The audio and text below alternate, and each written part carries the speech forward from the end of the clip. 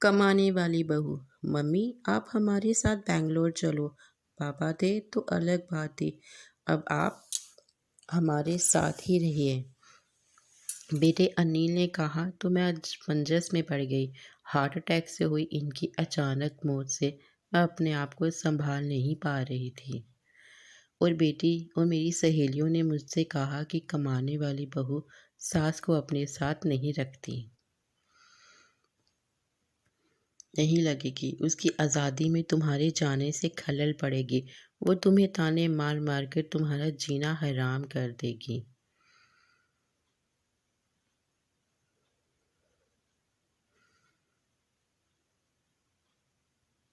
ऐसे में तो पूरी संभावना है कि बेटा बहू यहाँ का मकान बेचकर माल तो सब ले लेंगे और तुम्हें पाई पाई के लिए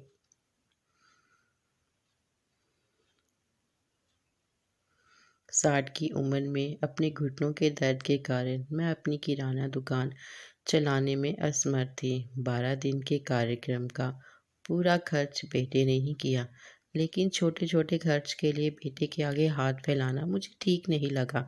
और जो थोड़े बहुत पैसे हमने जमा कर रखे थे, अब हालात ये थे कि मेरे पास 100 रुपये भी नहीं थे। असमंजस में मैं अनिल से कहने लगी।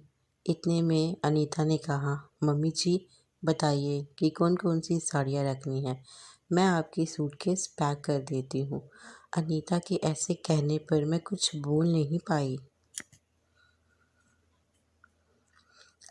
अनिल और अनीता दोनों ही मेरा पूरा पूरा ख्याल रखते, सभी साथ साथ में ही खाना खाते। अनीता मेरी दोनों की यही कोशिश रहती थी कि मुझे इनकी याद ना सताए, मैं खुश रहूं। 8 साल का पोता चिंटू तो दादी माँ कहते पीछे पीछे भागता। मैं कोई भी चीज़ के लिए बोलती तो वो चीज़ मुझे बराबर ला कर देते। ये सब देखकर मेरे मन को बहुत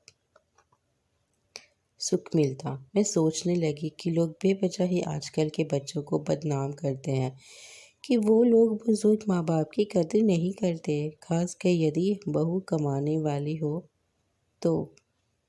अनीता भी तो कमाती है, लेकिन कितने अच्छे से घर और दफ्तर दोनों को संभालती है, कभी कोई ताना नहीं मारती। वो तो मुझे ही लगता है कि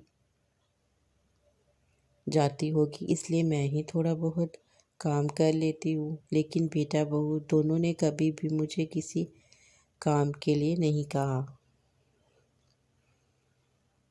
आज सबने बाहर घूमने का कार्यक्रम बनाया। हाल में घूमते घूमते अनिल और अनीता एक दुकान से कुछ खरीदने लगे। मैं और चिंटू थोड़ी आगे चलने लगे। आइसक्रीम की दुकान पर चिंटू ने कहा, दादी माँ मुझे आइसक्रीम खानी है। मेरे ऊपर तो मानो बिजली गिर गई, मेरे पास तो पैसे ही नहीं थे। इतने दिनों में पैसे की कोई ज़रूरत महसूस भी नहीं हुई थी। अब क्या करूँ?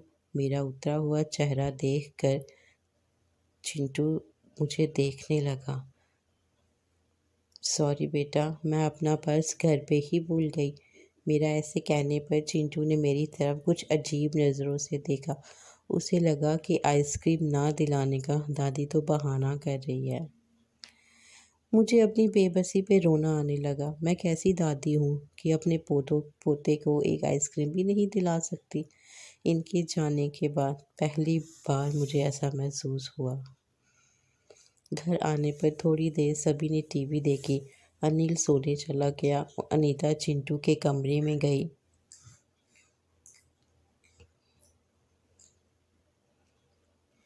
मैं भी अपने कमरे में सोने जाने लगी।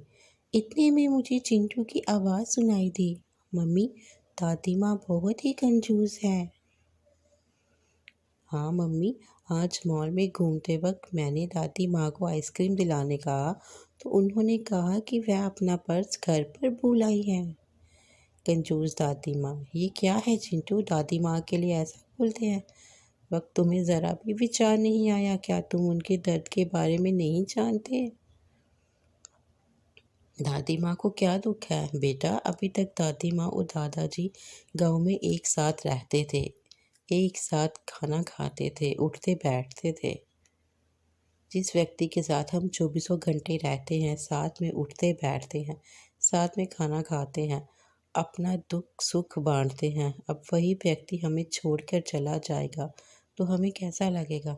तो कितना दुख होता है ये अभी तुम नहीं समझ सकते। सोचो, अचानक तुम्हारे मम्मी पापा तुमसे बहुत दूर चले जाएं तो तुम्हें कैसा लगेगा? नहीं मम्मी, मैं आप लोगों के बिना नहीं रह सकता। बेटा फिर सोचो, दादी माँ दादाजी के बिना कैसे रही होगी। ऐसी स्थिति में वो अपना पर्स घर भूल गई तो इसमें क्या हो गया बेटा? सॉरी मम्मी, ये वार्तालाप सुनकर मुझे अपनी बहू पर बहुत गर्व हुआ। उसकी जगह यदि मैं होती तो शायद मैं भी इतनी अच्छी तरीके से अपने बेटे को नहीं समझा पाती। अनीता ऑफिस जाते जाते मेरे हाथ में कुछ रुपए देने लगी। ये क्यों बहू? मुझे पैसों की क्या ज़रूरत है?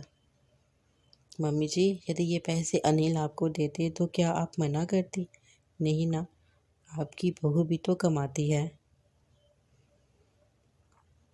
अनीता की बातें सुनकर खुशी के मारे मेरी आंखों में पानी आ गया।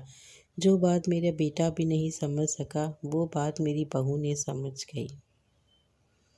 मैं ईश्वर से प्रार्थना करने लगी कि मेरी जैसी बहू सबको दे। लोग बेवजह ही कुछ कमाने वाली बहुओं के दुर्व्यवहार को देखकर अनीता जैसी समझदार सुलझे विचारों वाली बड़ों का सम्मान करने वाली भी होती हैं। आज अनीता के कमाने वाली बहू के